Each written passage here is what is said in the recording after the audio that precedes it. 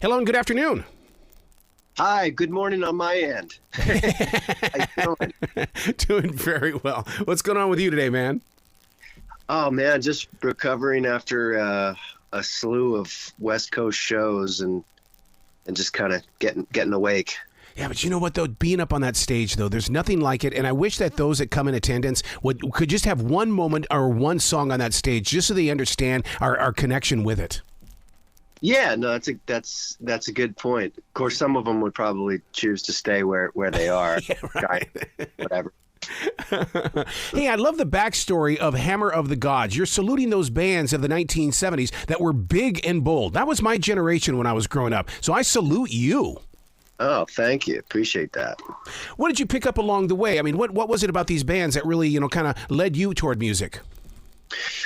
Well, I mean, as a kid, and especially back then, everything about it was appealing. Just the sound, the look, the almost over the top. You could almost say sort of like superhero-esque quality to the musicians and musicianship, big stage productions. All that stuff was just appealing, and the power of the music and so that's probably what just got my juices going in terms of even wanting to do this myself, you know. Yeah, there was also something about that turntable and those huge speakers that were connected to it. Correct. Yeah, you're right. Yeah. Wow. I even had vinyl pressed up on this record, so it's funny you'd mention that. I just approved the vinyl test pressing yesterday. So, see, that's exciting because I'll tell you what, this new alpha generation is, they're starving for something they can call their own, and to get them back into that album format what a great step. Yeah, no, I agree. I think it's just a tangible thing to even have in your hands, as opposed to just something stuck on a thumb drive or just sitting inside your phone somewhere. Yeah. Did you find yourself just holding on to it and staring at the inside sleeve and all that kind of stuff like we used to do? Of course. Yeah. I mean, it's exciting. Yeah. So there are 9 cover songs on Rock and Roll Diary. Talk to me about that. Well, they're not really there's actually 12.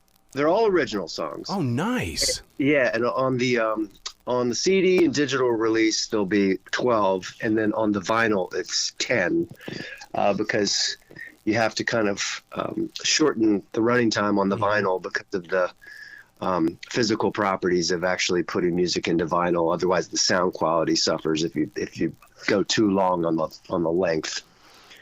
So, yeah, but there's basically 12 overall songs on the entire record. Man, how long did it take you? Because these days, the one thing I'm hearing is that we took it one song at a time, but we wanted to make sure that we released music along the way so that we could have that album. Yeah, no, I waited until I had the whole album finished, and then we're doing staggered releases. So we're releasing singles one at a time to just kind of get the whole thing. But at some point, the whole thing will be available to everyone. But yeah, it took some time to just make sure everything was right, and I was happy with everything. Am I wrong to say that I can hear a little bit of prog rock in the beginning of Hammer of the Gods?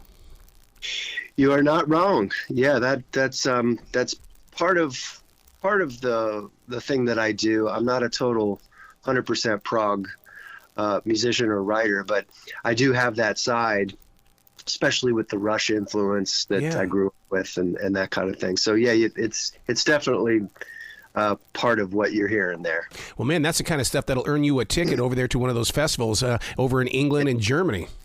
Oh, absolutely. Yeah, I'd love to do that. Yeah.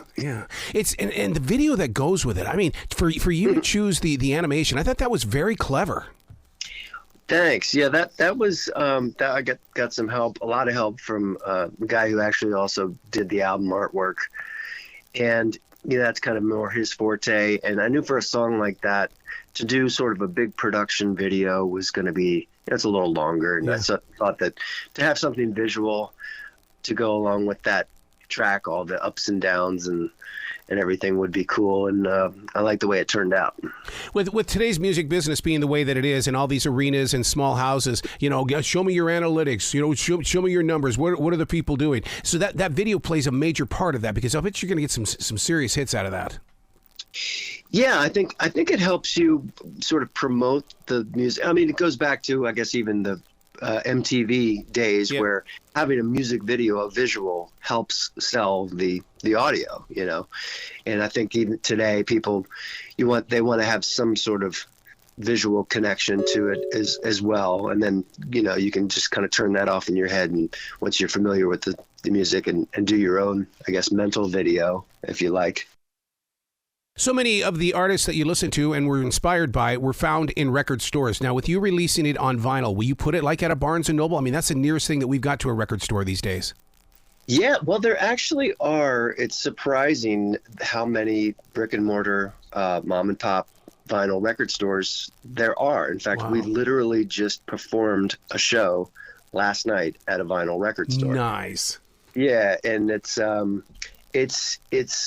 of a thing. I think it's making a little bit of a comeback. It's a little bit of a cottage industry, and there actually is some online carriers for that too. I think even I believe even the Amazons and those places will be carrying the vinyl as well. So it's accessible. Did you start things off in your life in a garage band? Yeah, I mean, to be honest with you, even as a kid, I guess you could kind of call my first band. I started in, what was I? I was about 12 years old, and some neighborhood kids, just tried to get whoever had the drum set, But yeah, I was playing actually professionally by the time I was 16. Oh, nice. Nice. Meaning getting paid and playing in bars and things like that. Yeah. Man, at 16, I was just getting paid beer. I was okay with that. Yeah. Well, I came up pretty quick. I just, was one of those kids that would, rather than play video games, I'd practice my guitar for 3-4 hours a day. Don't you see that starting to happen once again? I mean, you walk into a Sam Ash or a Guitar Center, and you're starting to see a lot of younger people sitting there jamming out. You're right. Yeah. And I think maybe that's one good upside of the internet and people sharing what have you, drum or guitar videos, is they'll inspire someone to say, wow, that's impressive and that's cool. And they'll pick up the instrument and work hard to make their own video and share it. So that's actually been a good thing I've noticed. I've seen a lot of really impressive young players and musicians out there. Are you going to push You and Me Paradise toward radio? Not sure about that. There's been some talk about it, but I'm kind of leaving that to my manager to figure out what the right move is on that. But that would be awesome. I think it would be that track in particular. I think would fit pretty well on rock radio. Yeah, because I mean, it seems like that the listeners right now want more than just something they can sing with. They want to have substance. They want their imaginations to be activated. Right. Yeah, I agree. I mean, I'm one of those listeners that wants that, Yeah, but somewhere along the line, dude, you're going to have to do a video of some sort where we can watch it on a VR goggle, because I would love to experience being in the same room with you guys, but we're really not there. Oh, wow. Well, now you're opening up a whole nother kettle of fish. I love that idea too. Yeah.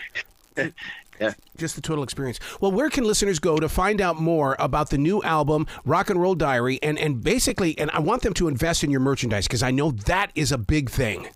You are correct. These days, without, a lot of record company support or what have you, and streaming is, it's pennies, as we all know. So, but that helps too. I mean, we're not saying we don't want that. We do, but you're right. The merchandise and the physical product is really what kind of keeps our rock and roll lights on and makes us able to get out on the road and keep making this music. So for that, it's real simple. It's billyalexander.net. Well, that's good. Keep it simple. Yep. Absolutely. Are you going to tour over here on the east side of the country? It's possible. My other band, YYNOT, that is both Rush and original stuff, we tour East Coast, West Coast, Midwest, and we've got next week, week after next, we're in Boca Raton in Florida.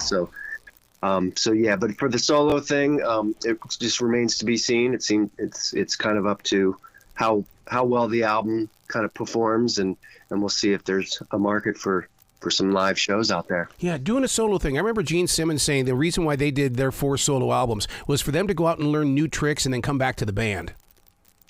Yeah, that's interesting. I think it's also a good creative outlet that's a little different. And then, and some of the things that might not be quote unquote appropriate for the band or just not a good fit, you're able to still express them and not sort of force the other band members into something that maybe they're not as comfortable with. So that's a big part of it. But I think you're right. I think you also take back some of those things back into the band, which I think is a positive. Absolutely. Dude, you got to come back to this show anytime in the future. The door is always going to be open for you. Well, very much appreciated. All right. Well, you be brilliant today, okay, Billy? Okay, you guys too.